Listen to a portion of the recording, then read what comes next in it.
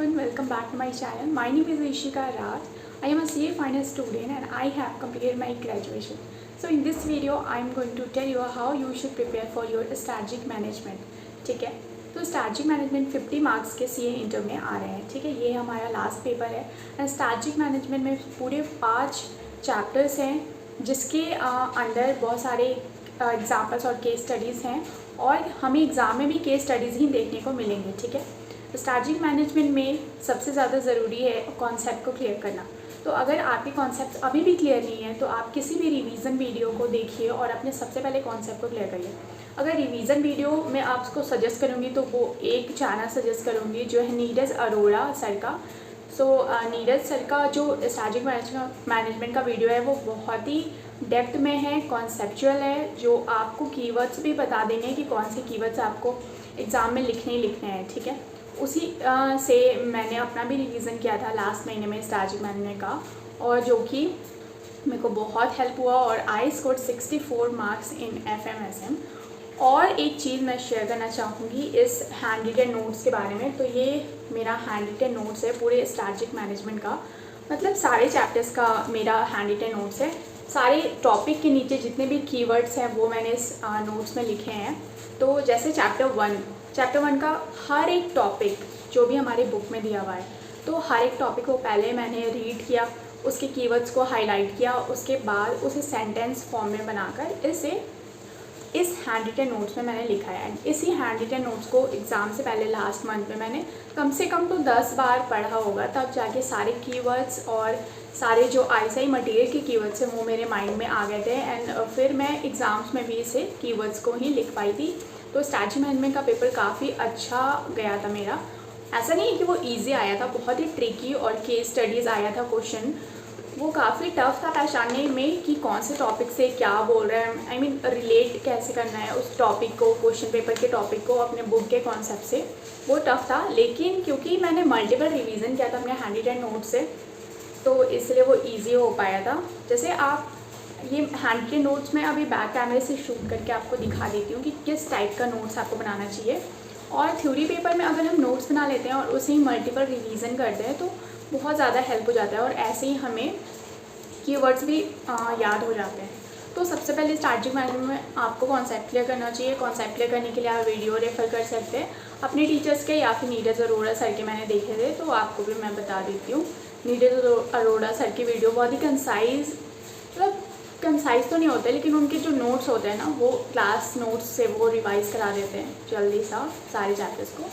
और 5 chapter revise करने के लिए आपको सिर्फ 5 वीडियो देखनी पड़ेंगी और सारे 5 वीडियो आप नॉर्मल स्पीड में देख सकते हैं अपने कॉन्सेप्ट को क्लियर करने के लिए. और हैंड रिटन नोट्स या तो आप उनके नोट्स से अपने नोट्स में कॉपी कर सकते हैं, नहीं तो आप अपने से बना लीजिए, वो ज़्यादा बेनिफिशियल है. क्योंकि जब आप रिवीजन देख लेते हैं उसके बाद अपने से आप पढ़ते हैं बुक से, उसके बाद अपने हैंड रिटन नोट से बनाते हैं, तो बार बार आप एक ही चीज़ों को रिवाइज़ करते हैं और ये बहुत ही बेनिफिशियल होता है. आप कहीं ना कहीं उसे 2 बार 3 बार अगर रीड भी कर रहे हैं तो कहीं ना कहीं वो माइंड में बार बार रिकॉल हो रहा है, जो कि आपको एग्ज़ाम में बहुत ही ज़्यादा हेल्प करेगा. तो स्ट्रैटेजिक मैनेजमेंट का सिंपल है कि आप रिवीजन वीडियो देखकर अपने समरी नोट्स को रेडी कर लीजिए और फिर उसी समरी नोट्स को रेफ़र करिए आप एंड लास्ट डेट तक.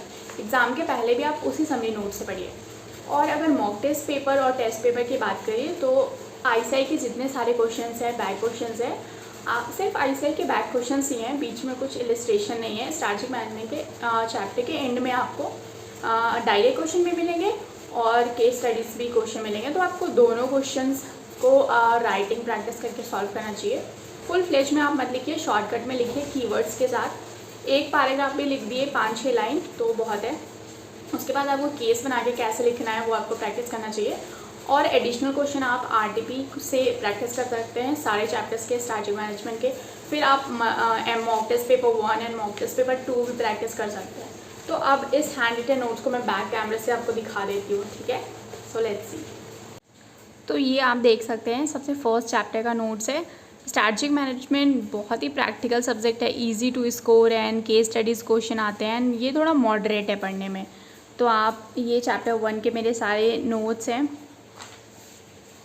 इस टाइप का इम्पोर्टेंस ऑफ SM और सारे जो कीवर्ड्स थे वो मैंने इसमें रेड पेन से लिखे हुए हैं, आप देख सकते हैं। एसेंशियल, विज़न क्या होता है, मतलब जो भी टॉपिक है आपका, वैल्यू, तो उसमें क्या क्या कीवर्ड्स हैं। कॉर्पोरेट लेवल से अगर केस स्टडी क्वेश्चन बनता है तो क्या क्या कीवर्ड्स मुझे मिलेंगे केस स्टडीज़ में, जिससे कि मुझे पता चलेगा कि ये बिज़नेस लेवल का, फंक्शन लेवल का बात कर रहा है या कॉर्पोरेट लेवल का। तो ये फिर न्यू टॉपिक है, ऐड हुआ है, हमें ध्यान से पढ़ना चाहिए। ये network of relationship between 3 levels, ठीक है। उसके बाद चैप्टर 2, यहाँ पे आप देख सकते हैं 3 पेजों में मेरे पूरे चैप्टर 1 कंप्लीट हो गए थे। फिर चैप्टर 2 के नोट्स हैं, ये बिल्कुल रफ समरी नोट्स हैं, मेरे हैंड रिटन नोट्स है, इसीलिए ये थोड़े गंदे हो सकते हैं, क्योंकि लाइब्रेरी में बैठ के मैंने जल्दी जल्दी एक घंटे में एक चैप्टर्स का नोट्स किया था पूरे स्टडी मटेरियल से। और ये एक न्यू टॉपिक है जो मुझे लगा था कि मेरे अटेम्प्ट में आएगा, बट न्यू ही ऐड हुआ था, इसलिए मेरे अटेम्प्ट में तो नहीं आया था, आपके अटेम्प्ट में ये आ सकता है। और फिर यहाँ पे जितने भी सारे टॉपिक है उन्हें ब्लैक पेन से लिखकर और उसके कीवर्ड्स को ब्लू पेन से लिखा था, तो ऐसे काफ़ी हेल्प हुआ था। ऐसे अब 3 चैप्टर 3 आ गया है, तो ये चैप्टर 3 को मैंने समराइज़ किया हुआ है कुछ इस टाइप का। फिर चैप्टर 4 आ गया, तो चैप्टर 4 भी बहुत ज़्यादा लेंदी है, चैप्टर 4 को मैंने समराइज़ किया हुआ है कुछ इस टाइप से। एंड ये बहुत ही ईजी होता है, आपको रिवाइज़ करने में बहुत ही हेल्प करता है। तो ये चैप्टर 5 है, बहुत ही मेहनत से मैंने ये हैंड रिटन नोट्स एक बार बना लिया, लेकिन ये लास्ट डे तक मुझे रिवीजन करने में बहुत हेल्प हुआ था। आप सुनते हो ना किसी किसी को कि कोई 10 बार रिवीजन कर लेता है, तो इसी टाइप के नोट्स से रिवाइज़ करता है, और इसी hand written notes, summary notes के बाद मैंने सारे वीडियोज़ में भी की हुई है। So thanks for watching guys, all the best.